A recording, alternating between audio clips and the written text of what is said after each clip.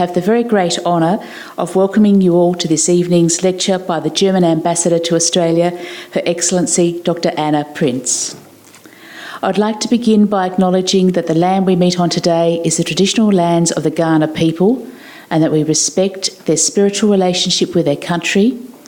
I acknowledge the Kaurna people as the traditional custodians of the Adelaide region and pay my respects to their elders past and present.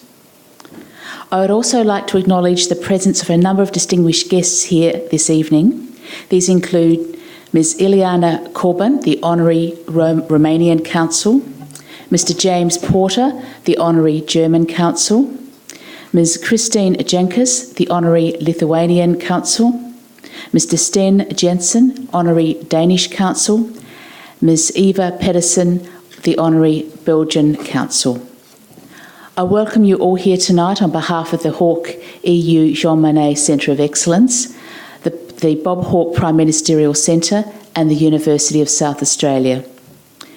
The Bob Hawke Prime Ministerial Centre, known as the Hawke Centre, is a community-focused centre devoted to generating ideas and solutions to achieve cohesive, sustainable societies. Thank you to Jacinta Thompson, Executive Director, and her team for their support in making this event possible. The Hawke EU Jean Monnet Centre of Excellence is a it's been a very long day, a public diplomacy and research centre established at the University of South Australia under a prestigious EU grant, and the centre focuses very strongly on digital transformation, including Industry 4.0 and artificial intelligence, and houses a Jean Monnet network on the social impacts of driverless vehicles, which brings together a consortium of universities in Australia, Germany, Denmark, Estonia, New Zealand and Japan. On behalf of these centres and the University of South Australia, I thank Ambassador Prinz for making the journey from Canberra to deliver tonight's lecture. It is a great pleasure to be hosting the Ambassador because the University of South Australia enjoys extensive research collaborations with German partners. We work with many of the finest German universities and research institutes, including the Technical University of Munich and several Max Planck research institutes. Since 2009, there have been over 20 unique research projects undertaken between the University of South Australia and German partners, which have produced more than 670 publications. I would now like to hand over to the Executive Director of the Hawke EU Jean Monnet Centre of Excellence and Dean of External Engagement at the University of South Australia, Professor Anthony Elliott, who will introduce Ambassador Platz. Thank you.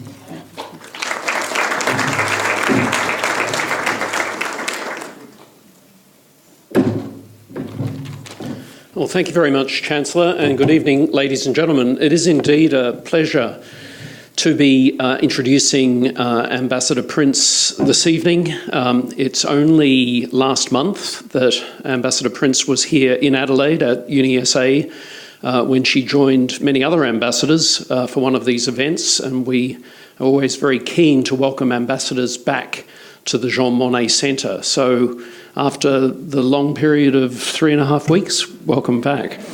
Dr. Anna Prinz took up her post as Ambassador of the Federal Republic of Germany to Australia in the middle of 2016, having previously served as German Ambassador to Slovenia and as Deputy Ambassador to Japan. Throughout her diplomatic career, Dr. Prinz has held various postings in Europe, Asia and the Asia-Pacific region, including in Jakarta and Colombo. Anna was awarded a doctorate in politics from Göttingen University, and she holds a master's in public administration from Harvard University's Kennedy School. During her time at the German Foreign Office headquarters, she held various positions as deputy head of the Task Force on EU Enlargement. She was the Media Commissioner and also the Ambassador for Science Policy. In her current role as German Ambassador to Australia, Anna has placed a very strong emphasis on strengthening ties in such areas as advanced manufacturing and Industry 4.0, startups, innovation and scientific cooperation. The title of her address this evening is Europe, Quo Vadis, a German Perspective. Please, would you join with me in giving a very warm welcome to Ambassador Anna Prinz.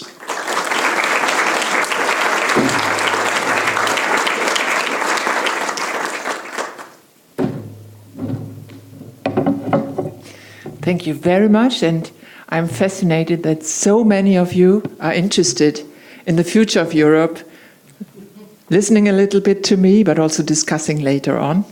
And I have to say I'm grateful to Pauline Carr for the wonderful welcome address already and to inviting me to this nice Hawke Center.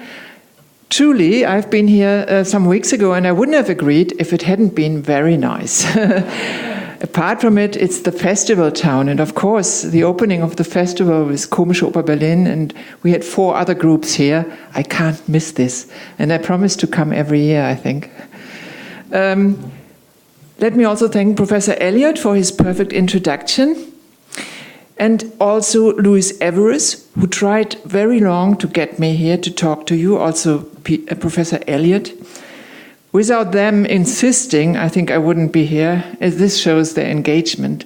Also, to be the European Centre is, of course, a mission in itself, because we always have to connect, again, South Australia with Germany, with other European countries, because we are just having a similar development also in the future, hopefully. We are doing our best to advance this. So, I also want to mention our Consul James Porter, who is always supporting me when I'm here, helping with all the programs and the contacts. Thank you so much. My topic today is Quo Vadis Europe, a bit of Latin. We always have to prove we know some Latin too. But I will start a little bit with some history, then I will just reflect a bit on how we see the future, and then come to 5 scenarios, how they are described in the White Book of the European Union, and comment on that. And the tricky questions you can ask later.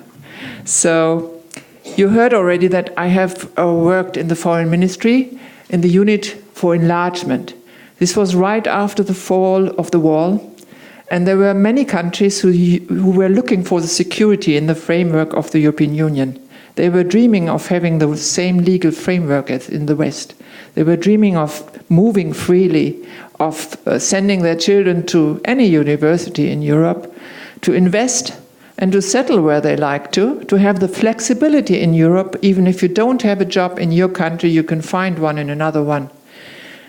This was accomplished with lots of work, and I tell you, I've been in this group. This means, for example, for Poland at that time, the acquis communautaire had to be accepted. In agriculture, this means 800 pages of standardization in order to protect consumers, in order to allow free trade and a single European market. I'm saying this because the acquis communautaire, which was then divided in many chapters, has changed all the laws of these countries, and they slowly had to implement it and change. It was a big reform motor for these countries, but also for us, because we also had to change. And it means also that whether a country is a member of the European Union or in the accession process, we will talk about that later, as soon as they are so similar in their own framework, and as soon as they get the regional funds and support to develop, they are a member, whether they are legally or not. Of course, the single market advantages will then come as the fruit for all these efforts. I will skip a little bit because I think you all know we have had centuries of war, and this has been ended with the European Union in Europe.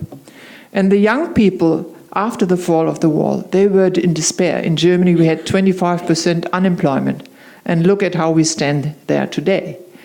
And still a lot to do in this aspect, and that's why we have to tackle this in the future too.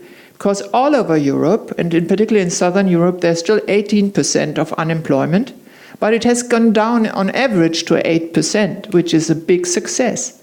And it shows that this kind of flexibility in Europe has worked. But it remains one of the tasks which we later will discuss with the scenarios. The poorer regions in Europe, if you look at statistics, they have had enormous growth rates in the past, and they were supported, building streets, airports, infrastructure, preserving cultural heritage, investing in new companies, supporting startups. This was done by the EU. Germany funded always 25% of this bill. So did France and others with less shares. But it means that the basic principle still today is the solidarity. We can't live in peace, that's a lesson of the history, if our neighbors suffer. We will have lots of internal migration if this is the case. So we have to seek cooperation on all aspects. And we now have a single market with 500 million consumers. 500 million who, if you look at the GDP income worldwide, are second richest, I would say, after the United States. And I'm not looking at the distribution of wealth here. It's just a fact where we can say that we do well with our present framework. Well, what did we do after this historic step and also after, I would say, the Second World War? Because after the Second World War, the first we had was the European Council with 47 members. They were an idea also by Winston Churchill, in a way, to find a forum to talk, also to Russia and to others, to find a common basis, shared values, and see how to advance our societies. Then, of course, I don't want to describe the whole history, but two major accomplishments are, if you look at this slide, you see how complex the European Union and the cooperation with other institutions is today. We have, for example, the Eurozone. It's much smaller than the 28-member zone of the European Union, with a single European market, with free access, goods, services, financial fluctuation, whatever. The Eurozone is smaller. So you see we have already certain aspects where not all countries cooperate.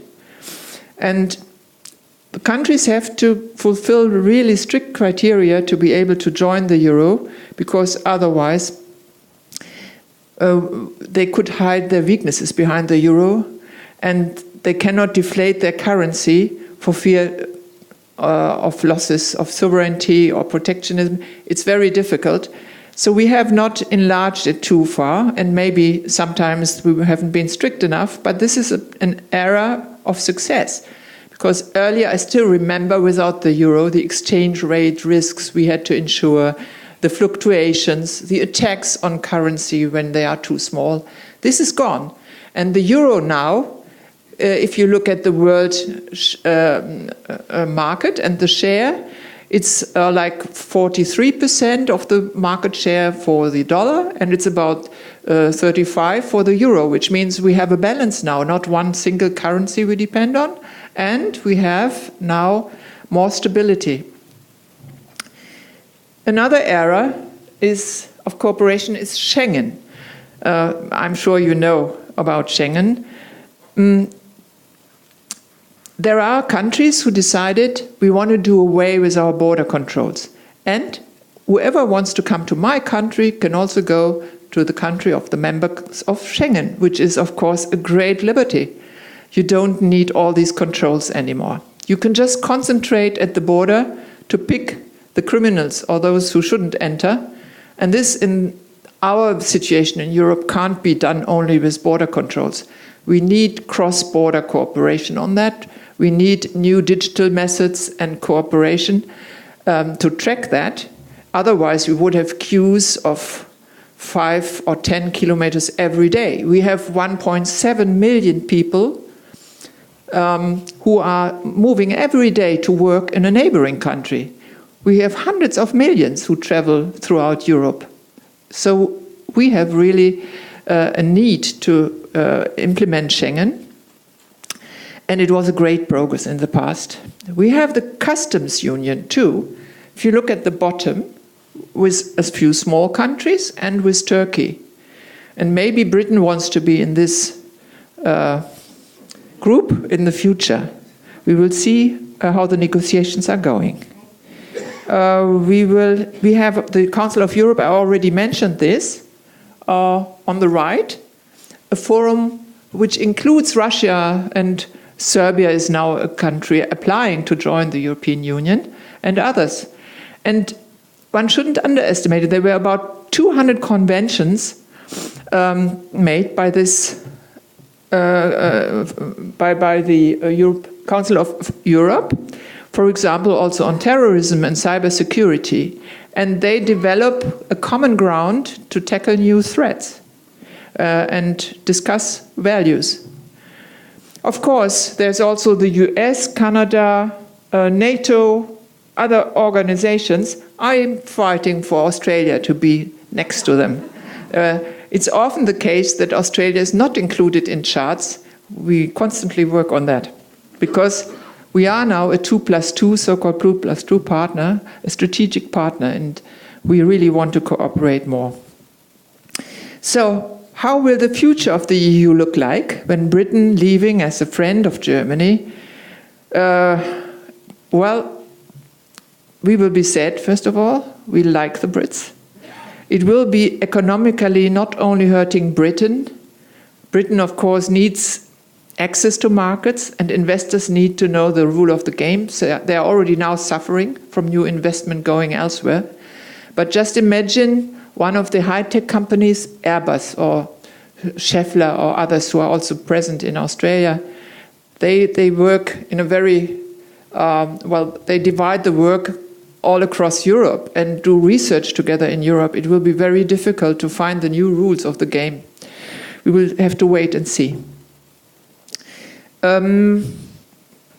We will see also, we shouldn't dramatize the situation too much. I personally, knowing all the history of cooperation, we will see whether Norway might be a model later for Britain, but it will, of course, Norway is already part of Schengen, even though it's not in the EU. So is Switzerland. But Britain was never part of Schengen, so they won't allow free flow of people to across their border. So we will see what kind of model comes out of there, and there will always be also new models. Let's see. As far as the budget is concerned, there is, of course, a gap when Britain is leaving, or should leave, let's wait. But they have always negotiated deals which were dumping the conditions a lot because they were not member of Schengen or the Eurozone and others.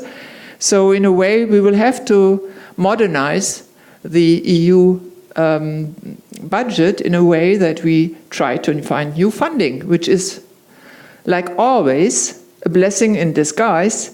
We will have, out of a crisis, maybe a strengthening and getting funds for new policies which we have to pursue in the future.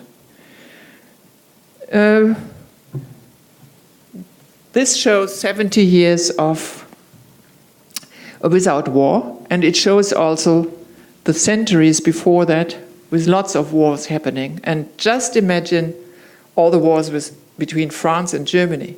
That's over. We are now the driving force within Europe to try to invent new mechanisms to make it safer and fit for the future. Let me skip a little bit. If we look at the future, I think if you look, for example, what's happening population-wise, in around 1900, 25% of the world population were Europeans. If you look a bit further on, it will be only 5% because Asia is growing. So Asia is the growth center, and you are close to Asia. If you look at the defense, what's happening there, defense spending, until 2045, we see China will have invested fivefold and almost reached the US. US will have doubled expenditure. India, 5 times. Russia, 2 times. Brazil, 3 times. France, Japan, and Germany staying a bit behind in the beauty contest, but still strong enough. If we unite our forces, we will still be a partner. But we spend more on structural change, trying to give the young people jobs. We think that in the future, a child born today will have about 10 different jobs in the future. So they have to be fit for that, and we have to have structures to help them. And we will have also a lot of investment in research. At the moment, 40% of all patents come from Europe, and you already mentioned that we cooperate with your university, and there are 2,000 other cooperation projects in Australia, if you talk about the EU.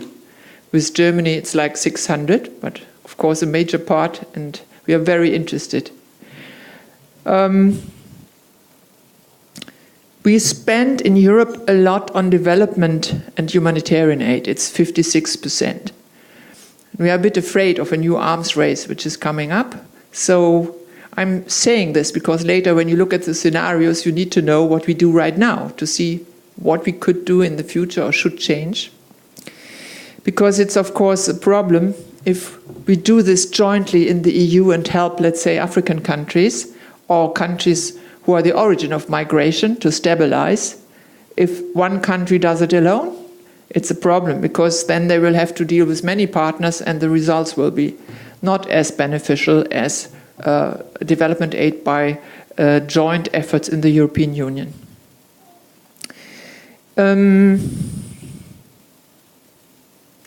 If you look at the European elections coming up, and ask me what the future will be. Okay, they will take place on the 26th of May.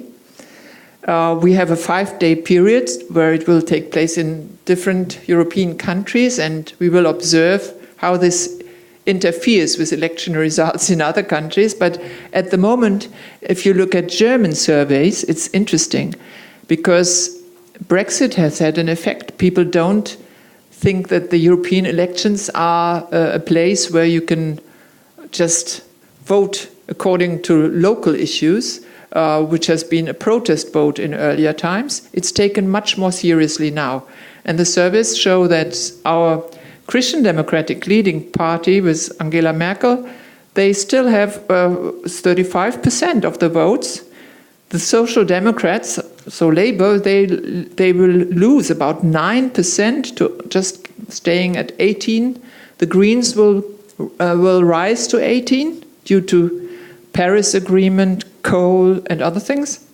And the right-wing parties, newly established, they will stay below 10%. Liberals around 7%. And fringe parties don't get enough votes, not compared to earlier. Let's wait and see the election results, but it will show that slowly Europe is maturing. So, Quo Vadis Europe?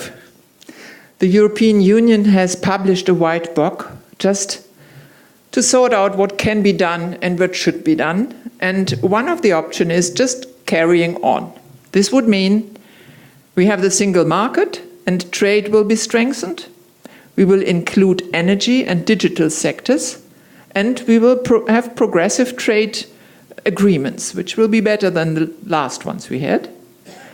In relation to Australia, for example, with a free trade agreement, they are calculating an increase of 37% in bilateral two-way trade, and it's expected in 8% in services. And one wouldn't miss this.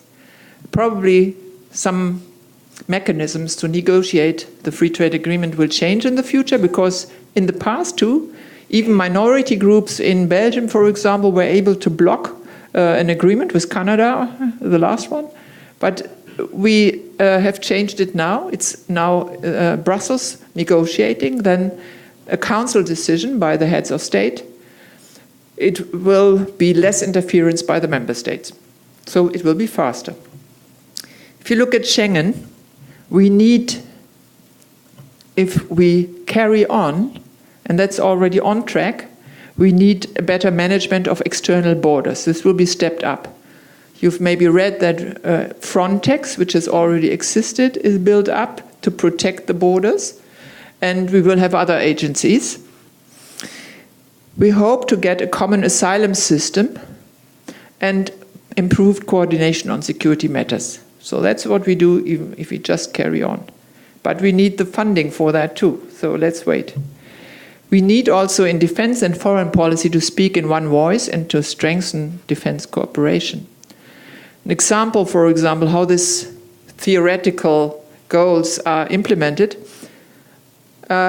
households and business could be incentivized even more to reduce their energy consumption and produce energy. Still, at the moment, 50% of European energy is imported, be it from Russia or from America or from others. And this will change in the future. And this has an impact also for countries who export to Europe. They will also have to change their products to have markets. If you look at electric mobility, this still faces legal and technical problems when driving in different countries in the EU. This has to be more harmonized than in the past, a new task. We have already seen that if you use your mobile phone in Europe now, you can use it all over Europe, same tariff as in Germany, or if you have a Croatian one, a Croatian. This has already been achieved and is a great, great improvement, because some of the new member states have better services even. So there is competition all of a sudden in that sector, which is good for the consumers. But of course, we have also to install the right technologies all over Europe so that we can use self-driven cars, that we have all the capacity, which is not the case. We have not invested enough in infrastructure because in Germany, for example, we first helped our neighbors after the fall of the wall. This was a necessity, and now the European Commission warned us we have to invest more, and we do. Second option, nothing but the single market. You have read in the papers that there are more nationalist voices coming up. Look at Hungary, for example, or others. Still today, I would say, if you look at the surveys of the population in Poland, 80% are pro-European. 70%, well, I leave these numbers. They are pro-European. But it has become an issue, for example, if social measures are not implemented. It's always criticized that the EU was the problem, but it's mostly the national governments, because the EU doesn't have the funding to implement. It's always the nation states that do. If you look at nothing but the single market, this would mean this is always demanding, we need less standards, we need less rules. Already now there is a principle that if you introduce a new law, you have to propose 2 laws which should be scrapped. That's already good. But if you don't have rules, how will you keep the standards up? How will you ensure that you get the right product? And it might be a race to the bottom. It will also be very difficult to access the labor market if there are no clear regulations for standards and quality. You want to know that a doctor is a doctor. You want to know that an engineer can fix your car or do his job in a way you know. So the race to the bottom has to be prevented. And of course, the quality of air, for example, differs a lot in Europe, or the quality of water in the Danube or Rhine. If we do away with standards, we are so small in Europe, we will all be affected. We have to. So I don't think that they will follow this path for too long. But of course, there is a risk, and we have to observe that. In the future, we will also see large-scale cyber attacks from another country. And we need to agree within Europe on sanctions and what to do about it. It's also something a little single state can't do alone. The renationalization of development aid would make it difficult. I already mentioned it. But most importantly, border controls, if they are reintroduced, if there is not enough cooperation, this is a big problem. So you hear already, I'm not in favor of nothing but the single market option. And Germany is not. Scenario 3, those who want to do more. In this scenario, which Germany and France together promote to move ahead and take all countries on board who want to participate, we have already different levels of integration, as you can see in the graph. So Britain was already in the past an outsider in many core areas, such as the euro and Schengen, having border controls, their own currency. But I think the coalition of the willing will go on, and there might be other areas where they cooperate, and they might come up with solutions later. They have a different history with the Commonwealth as we have, so let's wait and see. I'm just mentioning this because I know there will be questions about Brexit later. So, for example, if we follow the scenario, those who want to do more should do more. For example, we would need more cooperation in defense using compatible equipment and training, more joint maneuvers, more joint missions abroad. One example, now they discuss 6 countries could acquire a drone for military purposes for sea and land surveillance, as well as humanitarian rescue operations. A joint defense program could be set also up to protect critical infrastructure against cyber attacks. And this could also be used to help farmers to know when they have to plant their crops, when to harvest. It's even used for wineries to see when they should harvest or how dry it is. Or it's used, if you look at economy 4.0, we always said industry 4.0, it's more than that now. You can monitor oyster farms and then double their production. This all can be done if we cooperate. We also could agree on a business law code unifying corporate, commercial and related domains of law, helping businesses of all sizes to easily cooperate across borders. It's done already today with podium conferences where startups from all over Europe come together. They can compare, prevents that they are inventing things that have already been invented. And it helps to attract the investors to come there because there is a crucial mass to meet.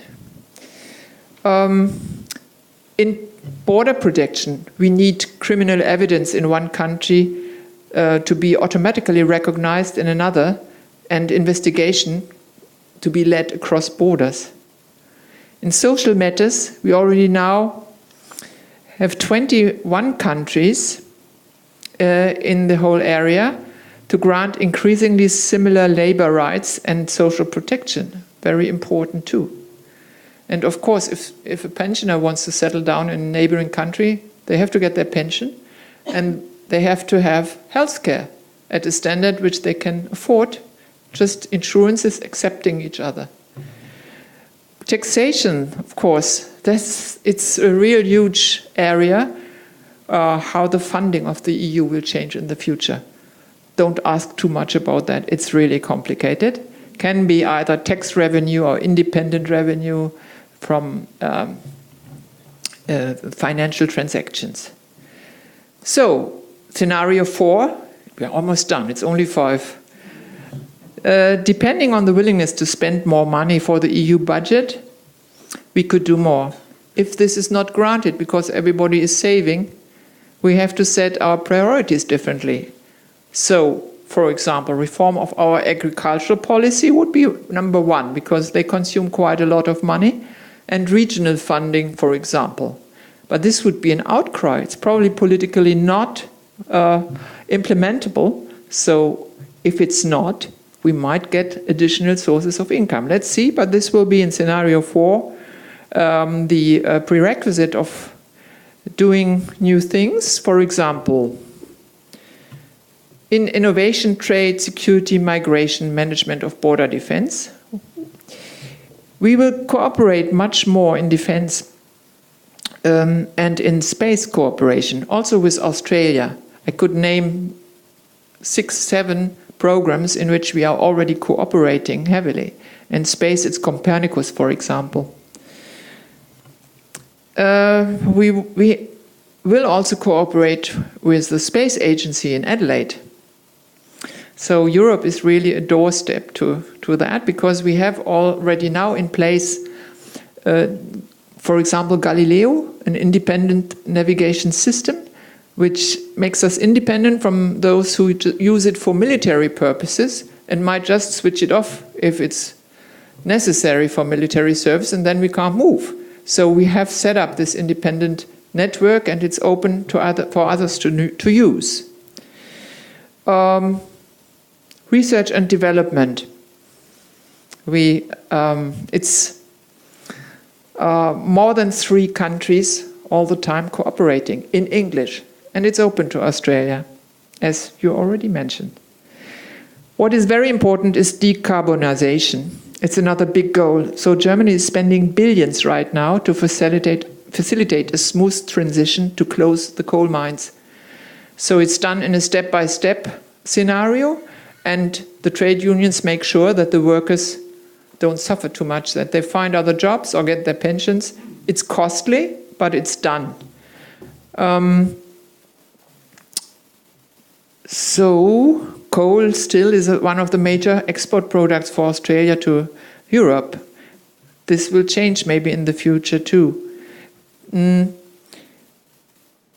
You have great advantages with hydrogen, and there is a company, ThyssenKrupp, for example, investing now in South Australia in a hydrogen plant. And I just read in the news also companies like Toyota, they are investing in old factories to produce hydrogen there and export it to Japan or to us, because it's green. We will have probably a European counter-terrorism agency if we have the money for that. It's always easier to build up a new agency than competing with all the jealousies in existing administration. So that's what they plan to do. This can then also cooperate much better with Australia, with the Five Eyes. We need a single European asylum agency to see who can come in, what kind of migration we will promote. And we have just passed new laws where people who have a work place will also be able to immigrate. We need the European Border and Coast Guard. That's also one of the plannings. I remember that 20 years ago Italy has complained that they didn't have the right Coast Guard ships, patrol vessels. And the mafia had always the better ships, and we didn't help them because we weren't that affected as we were after the refugee crisis. So right now they, of course, know they have to help Turkey. They had such a burden to bear. We have to help Greece, so we have to send European border protection forces there, and we did already in the past. Italy, now Spain is affected, Portugal. And in the past, we had, of course, already agreement that nobody should enter the Eurozone without a visa. But if everybody is shipping the people through as smoothly as possible to Germany or to Sweden or elsewhere, you can't do anything against it, because you can't change it if there are 10,000 people at your doorstep already. You wouldn't shoot at a child. It's impossible. So this is now all tackled to improve the situation for the future, and part of it is development aid. For the European Union defense, I've just checked the website of our Ministry of Defense. I recommend that. We will be doubling our expenditure there in order to harmonize standards and do more together. It's a start. Because if we buy the same products, we will have less problems later to cooperate. What do we do less? Maybe regional development, maybe public health, safety at work. This might be shifted to national competence if we don't have the funds, because the basic principle is what can be done by a nation state should be done by a nation state. Scenario 5, doing much more together. I can be fast. Create a defense union. So that's even a step further.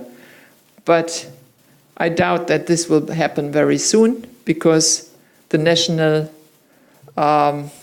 pride, they want to have their own army, and it's something like in foreign policy where the countries are not yet ready to give up too much competence. But there is progress, as is with European defense and as is with what did I say like now? Defense and I have to concentrate. So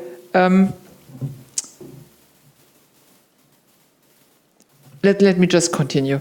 We will have more EU trade agreements, and something new that could be done, but is not done yet. We could have EU embassies to issue visas abroad.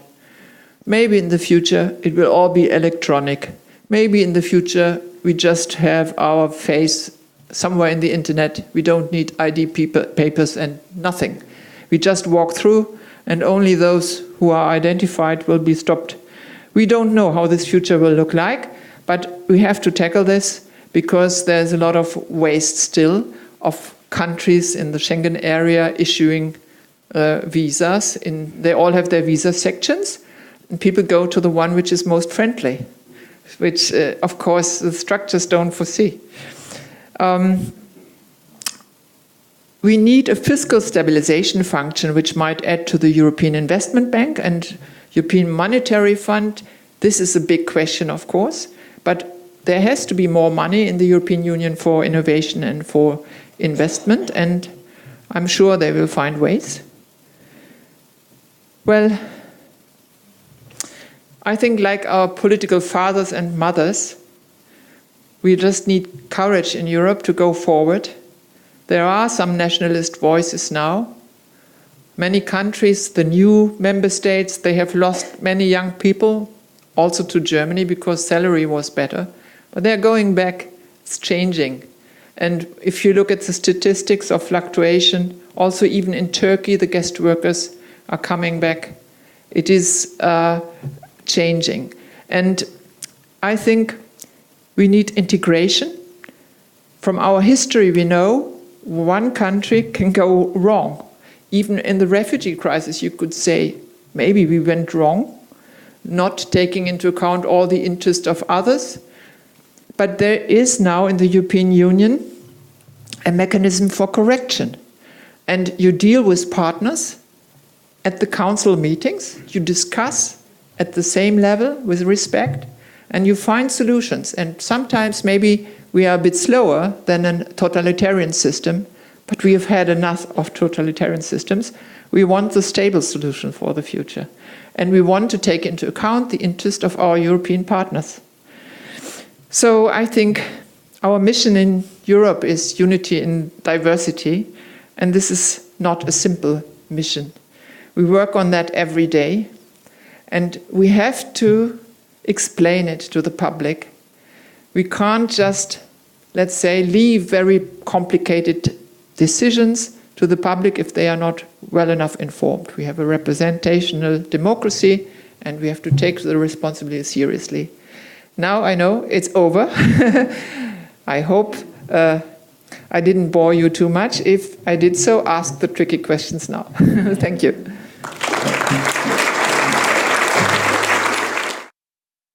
Thank you for your 5 scenarios. You've covered a lot of ground very swiftly.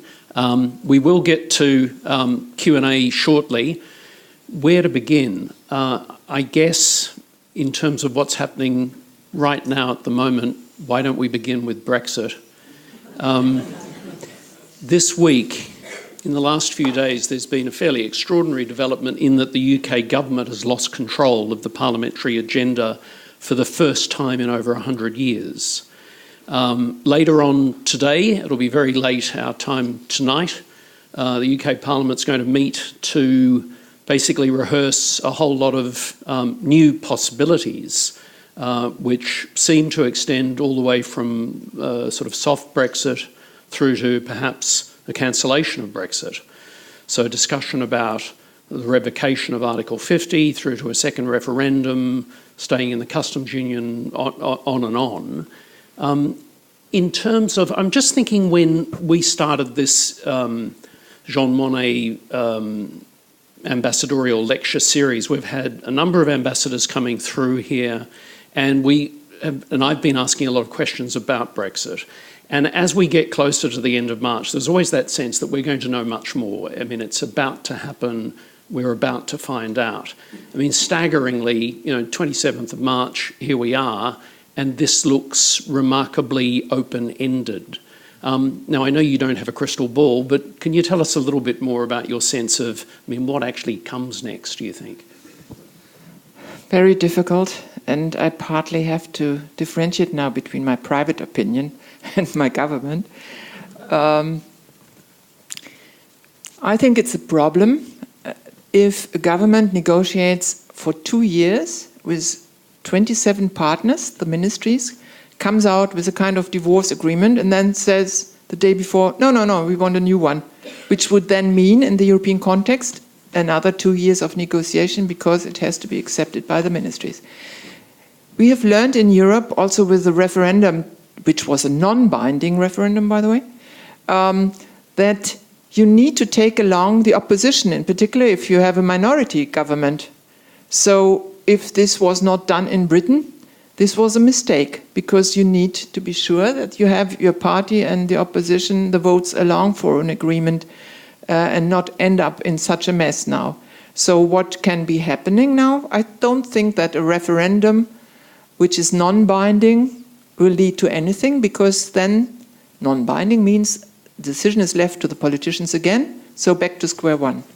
If it's a binding one, it would mean, well, now the people decide on these very complicated matters which affect the economy to such an extent, and the politicians don't do their job. What else can happen? May survived the vote of non-trust, which means 12 months safe, unless she says herself she wants to step back, or 2/3 of the people say we want a new election. A new election would give her legitimacy for her deal, and they could say, let's postpone a bit. Article 50 allows this without including votes of the other members of the EU, and then with legitimacy either get it through or negotiate new. I mean, one of the things that I find quite striking about much of the public and media debate, there's a sense that Brexit's been talked about as something that's happening in the future. That it's always been there, it's about to happen, and now, of course, we're dangerously close to it all. And I was thinking an analogue in a way might be Freudian psychoanalysis, the whole idea of a patient who has a kind of fear of the future, and what they then find out, apparently, allegedly, with the help of the analyst, is that it's not so much a fear of something that's going to go wrong in the future, that something traumatic has indeed already happened. It happened a long time ago in their past. And I was wondering, if you look at Brexit, all this talk about what's about to happen, it's striking as to how much damage has already happened. I mean, certainly in terms of the UK, one recent estimate puts it that there's £1 trillion of assets has now left the UK, that it's costing the UK economy $1 billion US dollars a week. The companies, you think of companies that have left the UK, whether it's Nissan, Honda, Sony, Panasonic, then you've got the finance sector, the Bank of America moving to Paris, Barclays moving part of its operation to Dublin. If we think of Germany, in the same estimate, it's pointed out that they think that up to 10,000 jobs are moving to Frankfurt. Do you think that's right? I mean, has it been a mistake to always project it as something that's happening a long way down the track, and that in fact a lot of what Brexit has already in effect happened? The second part of the question there is how bad can it get in terms of the sort of risk to the global economy? Because we talk about much of this as just being the UK and Europe, but given the nature of globalisation, we're part of a global economy. Yes, we are so intertwined. There are statistics that say that even in Germany we would lose about up to 100,000 jobs due to that. I don't trust all statistics, but of course, but I think it just shows how complicated it is. Europe is a kind of political elite project with very sophisticated negotiations and material to decide. If even the British didn't think about what's happening to the landing rights, will next week the planes be able to land? Now the airlines themselves and the European, they have agreed, okay, 6 months postponement, they can still land, that's safe. But in other areas, like the ships leaving now for Korea, if they arrive, will they then be dealing with a European customs tariff, or will they be dealing with a third world tariff? That's very difficult. There have been lots of precautionary measures now. Also, the European Union tries to help, but there are limits. Like Dutch farmers, for example, they have now special store warehouses at the border in order to store goods if the customs can't deal with this. I don't know. Now, I forgot part of your question, I think, which I have to answer. The effect on others. If you look at the impact, for example, Britain is really very strong in the financial market with, I think, 11% worldwide GDP share. So this, as they didn't have the euro, this might stay. If it comes to other parts, it might go down, but this is what we want to prevent. We like Britain and we want to have strong neighbors. So everybody is willing to cooperate and help them out of that. But we can't negotiate with May's party or with their opposition. That's what they have to do and should have done earlier. Well, we'll see what happens overnight. From one difficult topic to another difficult topic, you touched on migration and particularly the challenges of enforced migration in your talk tonight. In 2015, the Syrian civil war caused, of course, one of the largest mass movements of enforced migration that the world has seen in recent decades. And Germany, under the leadership of Chancellor Merkel, accepted over 500,000 Syrian refugees and asylum seekers. That very decision was widely heralded as a humanitarian triumph, but of course it caused a lot of domestic political backlash that subsequently led to the German government tightening its borders. In terms of what you were sketching out tonight, how do you think the EU can best coordinate? And I know you reference some of the new measures, how it can best manage the flows of future migrations without losing that very hospitable spirit of the German response to the Syrian conflict? Okay. First of all, the figures have gone down tremendously. It's manageable now. And this means we have some room to maneuver, which might not last too long, because if the pressure remains, migration will remain, and we can't build walls around all our little states. This will be like the medieval church surrounded by a wall. It's not feasible because we are many countries on one continent, not like Australia. So, well, I was at the Slovenian-Croatian border when this happened. I saw 10,000 people coming in one night. I saw the kids. And at that time, there were many Syrians. And later, of course, general migration added to that. And Merkel, she was just 2 weeks earlier in Hungary, where, if you remember, before the fall of the walls, all the refugees from the GDR were assembling in the German embassy in Budapest. And she was saying, okay, we need to protect the rights of refugees, because she knew people who got killed being refugee. And we have to follow international laws. So coming from a communist state where rule of law was not applied, first priority is to do this. You can change laws, you can build up institutions, but you can't just act outside the law all the time. This was the trap we were in. And the lack of cooperation at that moment, despite the fact that the EU member states had agreed to take in refugees, the signals, of course, were too strong, and the movements of human traffickers were also too big at that time. So what we need is at the border and in the countries who are most affected with refugee influx, we need to have a systematic approach to select those who have the right for asylum and those we want to send back, and have to do this faster. Merkel, she went immediately to Morocco and said, please, this is a safe state. We don't want to accept the Moroccans as political refugees. Then our own Green Party said, oh, no, they are oppressed. And she couldn't get this through our parliament. This has changed now in the meantime. So it's a kind of learning process.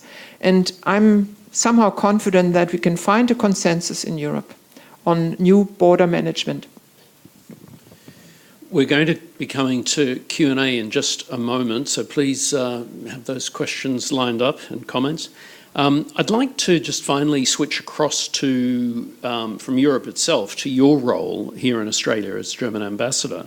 In terms of South Australia, as you all know, there are really major alignments, realignments currently going on here, with a focus now on future industries, including in the automotive space, aerospace, as you've covered in your lecture, shipbuilding, defence, high-tech electronics and others. And we've got German industry now investing very heavily in Australia and in South Australia. Indeed, here at UniSA, we were the recipient of a Siemens $450 million software grant, which is now being used at the university and teaching with students to build South Australia's workforce of the future. From your vantage point as ambassador, I'm wondering, could you just say a little bit about what you've been seeing in terms of that sort of German-Australian collaboration, and particularly this focus on sort of building new skills for Australia heading forward in terms of engaging with industries of the future, or Industry 4.0? Yes, thank you very much. It's true that we have to get ready for the future, because also Australia has, of course, pays high salaries. So do we in Germany, and we can only continue doing it if we apply new technologies which are more efficient. But, for example, we now have Lürsen here building the first patrol vessels, which will also add to skills in this sector and introduce new technologies and bridge the production in Germany and here in Adelaide. At the university, of course, you need to apply this, but also Tonsley. I've been there, and we have established a cooperation with Adlershof in Germany, because we have this experience. What do you do if your companies are closing and you have to restructure? And they now have in Germany 1.4 billion income, and this was established in ruins in a way. And the startup scene has to be connected. And in Tonsley, for example, Festo, a German company, they have built the factory of the future for training. We need to be retrained every 2-3 years because technology is changing. So this has to be set up, and is set up by your universities by different ways, and we cooperate on that. And just lastly, I'd like to ask you, again, from the vantage point of your ambassadorship, the work that you've done in Australia with German communities and the building of collaboration here in Australia, what do you, I mean, looking out to the future, this is with your ambassadorial crystal ball, what would you sort of personally most like to see in terms of the development of cooperation between Australia and Germany going forward? Yeah, I'm now here in my 3rd year. I think the health sector has great potential. We have great companies in Germany, and with 500 million, even if Britain is not there, consumers, we can cooperate to bring inventions to market, and then also produce in Australia to bring it to Asian markets. That's really good, and also research cooperation in that field. Secondly, I think everything that has to do with environment, like you have Sonnen here, a German company. Now they have investment from Shell to grow fast, producing batteries. In that field, so many new technologies are developing. Car industry, you mentioned that, self-driven cars. We have inventions where also now the storage of energy is done not in lithium but in other materials which are not burnable. We we will have to do this together. Then, for example, decarbonisation. That's my favorite in a way, because I think we have to stick to the Paris Agreement, and you have quite a potential in hydrogen production. If you look at the cost of solar panels, it's gone down so far that with the huge area which you have for solar panels and also for wind, it's twice as efficient as anywhere else, and all the infrastructure is there. So in the long run, instead of investing another 30 billion into an LNG plant, you can have cheap solar energy and use the same ships with some LNG if needed and some green hydrogen. Or now the fertilizer companies are already doing this in Western Australia. This is a great potential too. And of course, you have all the raw materials you need. So I see a big future in industrializing together, using what you have, the richness of your country, and producing the right things. The right results of research in cooperation with European industry. Ambassador, I didn't get very far with your 5 scenarios that you've been sketching out tonight, but let's see now what might come up from that in terms of questions and comments that the audience might have. We have some roving mics that are going around, so please wait just for a mic to come to you, and let's see who wants to make a comment or start with a question. Yep, so down the front there. Thank you. Dr. Prinz, thank you very much for coming to Adelaide. Thank you for speaking to us, and thank you for presenting a voice from Germany. It's something that's very important to us Australians.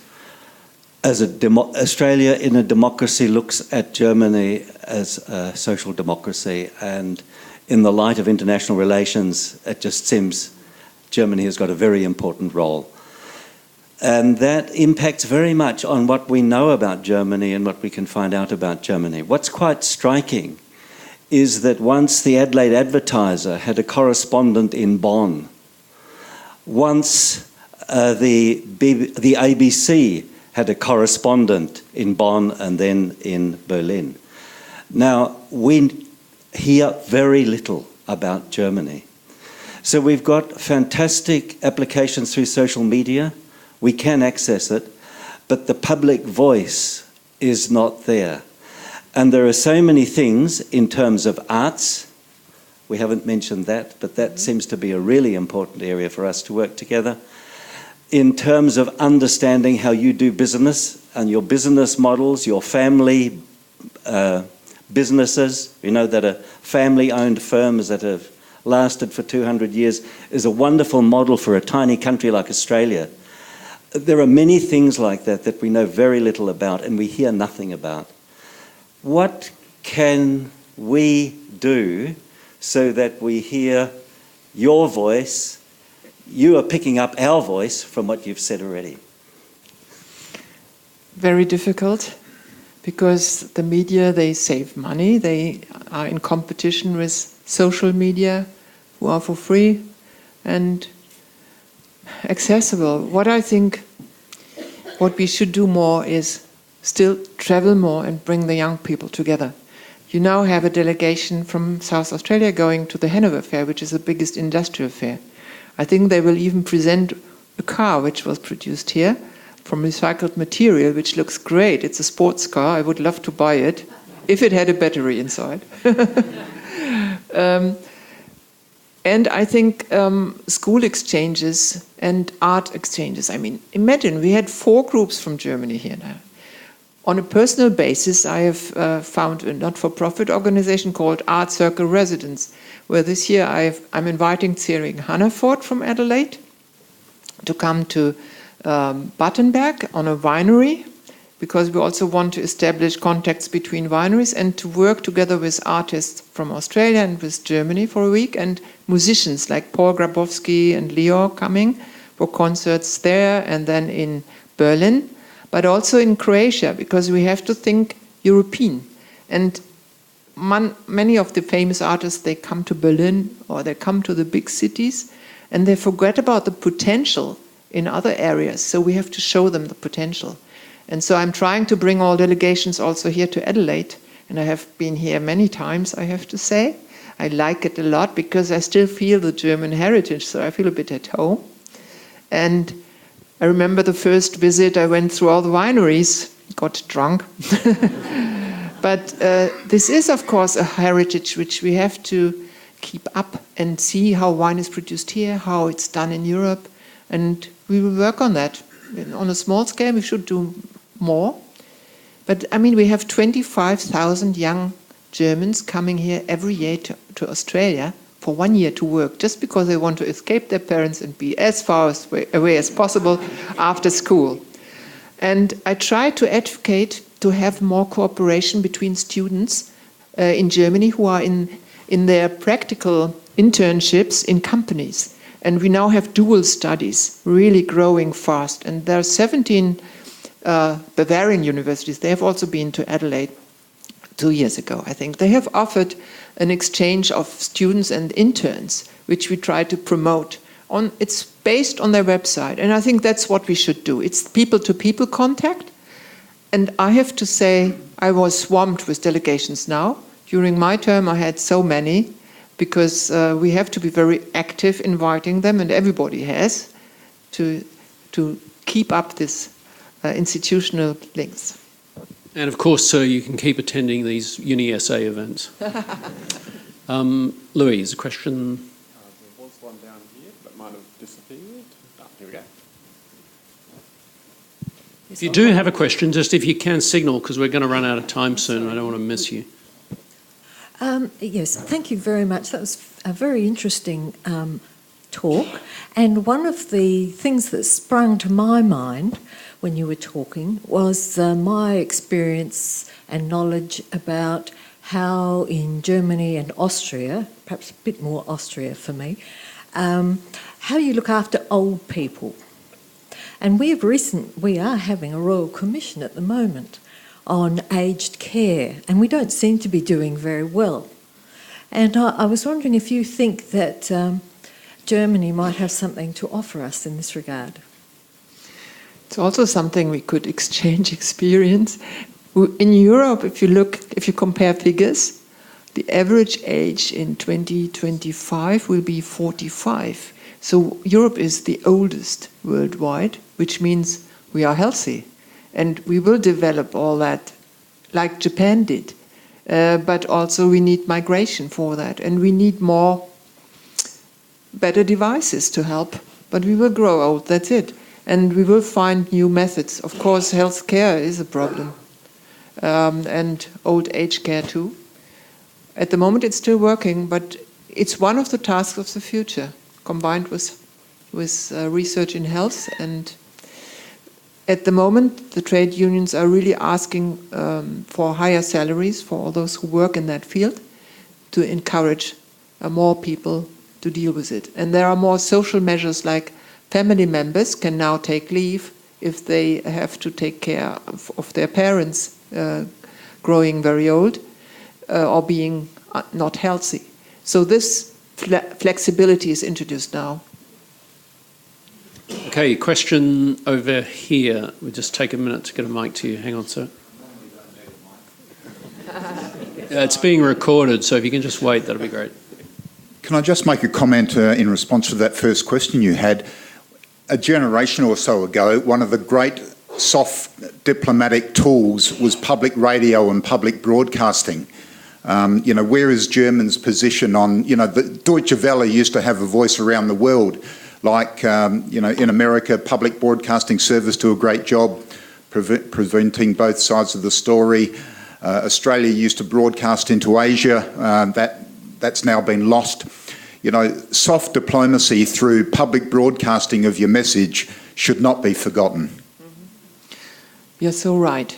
And I was personally fighting against cutting funds for Deutsche Welle.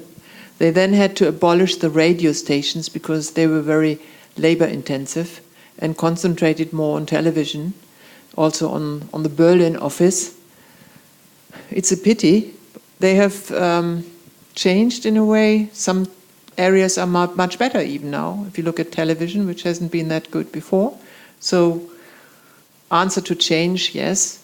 Other areas, I think social media will be the future, or also the internet, where you can find most things, which, of course, is a problem if you had responsible journalists, ethical journalism, doing real research before publishing. Now it's published at a speed where, of course, we have also fake news because it sells. And to find out what's right and wrong, what is reliable or not, we need that. In Germany, we still have Deutschlandfunk and other things, which are really very good. And here you have ABC, which can be heard worldwide. So you can also hear now German media. And it's done more. If I look at my children, I have 4, they watch even American comedy shows, to my surprise.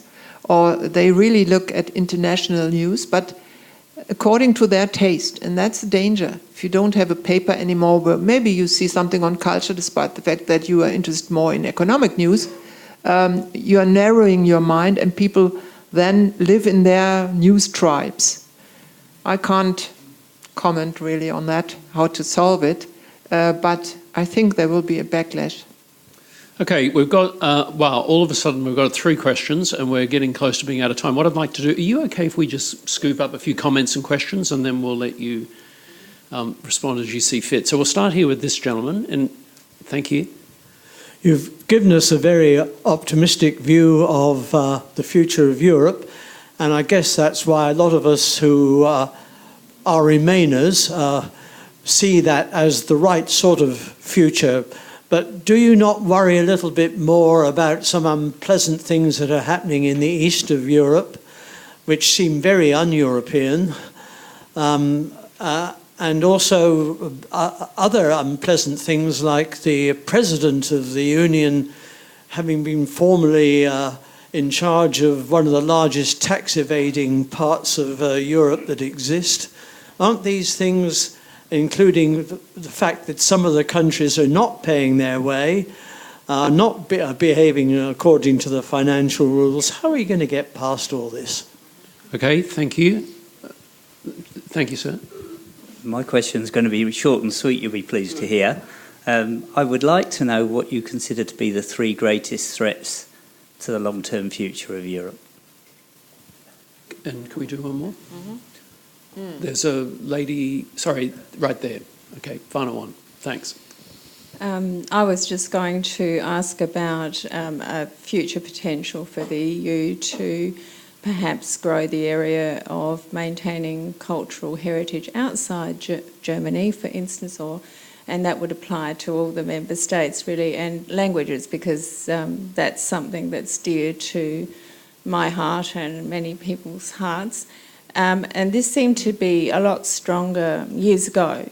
And I was wondering if we have lost something over the last 20 years where we have concentrated on English as a lingua franca in the EU, and maybe at the expense of supporting the diversity in languages, not just in Europe, but those connections outside Europe. And obviously I'm thinking of the Australian context here as well, and the South Australian context in German. Mm-hmm. And I think that is something that I could see a very positive growth in if the budget isn't swallowed with border defence.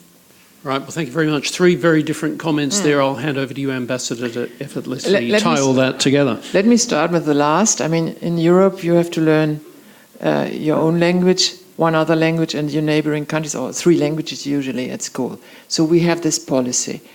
It's a problem if Australia, if the kids concentrate on maybe Asian language and you don't have a core group. Then, of course, like in the case of Adelaide, you can decide as a government, even if there are only 5 or 6 kids, as it's decided for French, the class will still go on. And then maybe others will join. But it's a question for Australia. In Europe, unity and diversity, that's really our motto. And cultural heritage protection is part of the funding. And we do this also abroad. And we have the Goethe Institute here. We have a German Academic Exchange Service to promote this. Of course, there are limits of funding. But we see this very important because it helps understand different mentalities if you know other languages. If it comes to 3 wishes, let me think about it, and I'll answer this last. For you, you're right. It's in Germany. Germans, we look at things like in a crisis. So I gave an optimistic picture, but usually we are motivated because it's a crisis and we have to act. And the newspapers too, well, they cry wolf. Of course, now if you look at Hungary, for example, they were confronted with a refugee problem, which they hadn't expected, and it has led to a nationalist movement there. Now, if you look at the European context, they discussed of excluding the party of Orban from the fraction in the European Parliament. Now they have, I think, a preliminary period of 1 year where they can still behave. It's complicated, but there are measures to discipline. If they wouldn't talk, it would be worse. So he even talked to our Bavarian friends. So better talk, that's the lesson of our history, than fight. And there are nationalist tendencies because, let's face it, they are all independent, but they hadn't been that independent before. And we have had the changes of government to the right, to the left all the time until this finds some stability. It takes time. And I think the European Union is the right framework to guarantee that some stability is kept, because the framework conditions with the acquis communautaire is there. It's just election campaigns and maybe some trends. Let's wait for the European election, and then we can discuss again, and we discuss whether I was right. And the Europeans, they like Europe. Brexit now shows to them the bad effects. It can happen. But again, it's not the end. If you look at the possibilities of cooperation, and we want to cooperate with Britain, I see them leaving partly, and we will find new ways of cooperation. The 3 wishes, what was it? The 3 wishes for the... actually the opposite. What do you think were the 3 greatest threats? You know, I'm German, so the threats are the crisis is the seed for the new. Growing nationalism, which will then, in a dialectical way, lead to a crisis in these countries. Because if you don't have joint border controls and criminal cooperation to protect for criminal activities, they are cross-border anyway.